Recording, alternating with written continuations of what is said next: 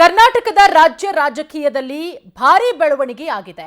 ರಾಜ್ಯ ರಾಜಕಾರಣದಲ್ಲಿ ಮತ್ತೆ ಡಿನ್ನರ್ ಪಾಲಿಟಿಕ್ಸ್ ಸದ್ದು ಮಾಡ್ತಾ ಇರೋದು.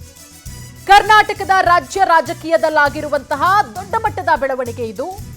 ರಾಜ್ಯ ರಾಜಕಾರಣದಲ್ಲಿ ಮತ್ತೆ ಡಿನ್ನರ್ ಪಾಲಿಟಿಕ್ಸ್ ಸದ್ದು ಮಾಡ್ತಾ ಇದೆ.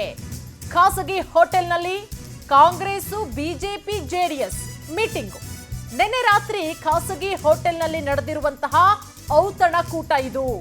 ಮೂರೂ ಪಕ್ಷದವರು ಭಾಗಿಯಾಗಿದ್ದಾರೆ. ಅದು ಕೂಡ ಮೂರು ಪಕ್ಷದ ಪ್ರಭಾವಿ ನಾಯಕರುಗಳು ಭಾಗಿಯಾಗಿರೋದು.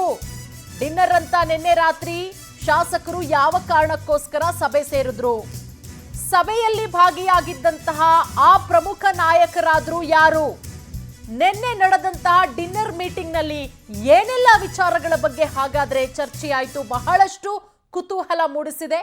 ಮೂರೂ ಪಕ್ಷದ ಡಿನ್ನರ್ ಮೀಟಿಂಗ್ ನೋಡಿ, ಒಂದಷ್ಟು ಬೆಳವಣಿಗೆಗಳಾಗ್ತಾ ಇದೆ.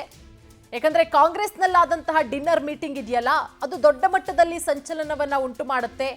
ಅದಾದ್ಮೇಲೆ ಕಾಂಗ್ರೆಸ್ ಹೈಕಮಾಂಡ್ ಮಧ್ಯ ಪ್ರವೇಶ ಮಾಡಿ ಅದೆಲ್ಲದಕ್ಕೂ ಕೂಡ ತೆರೆ ಎಳೆಯುವಂತಹ ಕೆಲಸ ಆಗುತ್ತೆ.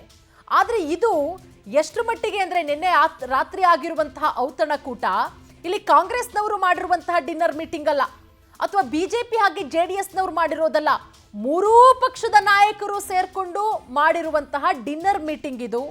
ಹಾಗಾಗಿ ಏನಾಯ್ತು ಆ ಸಭೆಯಲ್ಲಿ, ಚರ್ಚೆ, ಯಾರೆಲ್ಲ ಭಾಗಿಯಾಗಿದ್ರು?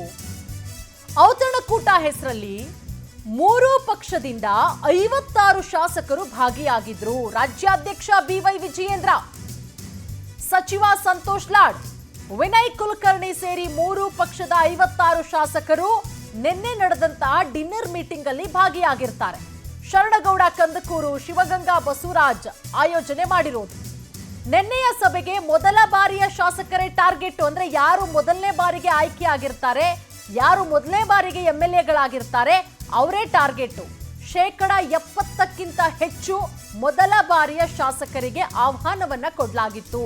ಪಕ್ಷಾತೀತವಾಗಿ ಮೊದಲ ಬಾರಿಯ ಶಾಸಕರಿಗೆ ಔತಣಕೂಟವನ್ನ ಏರ್ಪಾಡು ಮಾಡಿರೋದು. ಕೆಲ ಶಾಸಕರನ್ನ ನೇರವಾಗಿ ಆಯೋಜಕರು ಸಂಪರ್ಕ ಮಾಡಿದ್ದಾರೆ. ಪ್ರಮುಖವಾಗಿ ಜೆಡಿಎಸ್ ಶಾಸಕರ ಜೊತೆಯೂ ಕೂಡ ಮಾತುಕತೆಯಾಗಿದೆ. ಜೆಡಿಎಸ್ ಶಾಸಕರಿಗೆ ಔತಣಕೂಟಕ್ಕೆ ವಿಶೇಷ ಆಹ್ವಾನ, ಆಪ್ತತೆಯ ಮೇರೆಗೆ ಹಿರಿಯ ನಾಯಕರು ಶಾಸಕರಿಗೂ ಕೂಡ ಆಹ್ವಾನ. ಇಲ್ಲಿ ಪ್ರಮುಖವಾಗಿ ಮೊದಲ ಬಾರಿಗೆ ಯಾವ ಶಾಸಕರು ಆಯ್ಕೆಯಾಗಿದ್ದಾರೋ, ಮೊದಲನೇ ಬಾರಿಗೆ ಯಾರು MLAಗಳಾಗಿದ್ದಾರೋ ಅವರೇನೆ ಮೊದಲನೇದಾಗಿ ಕಾನ್ಸಂಟ್ರೇಷನ್, ಅವರೇ ಹೆಚ್ಚಿನದಾಗಿ ಭಾಗಿಯಾಗಿರೋದು.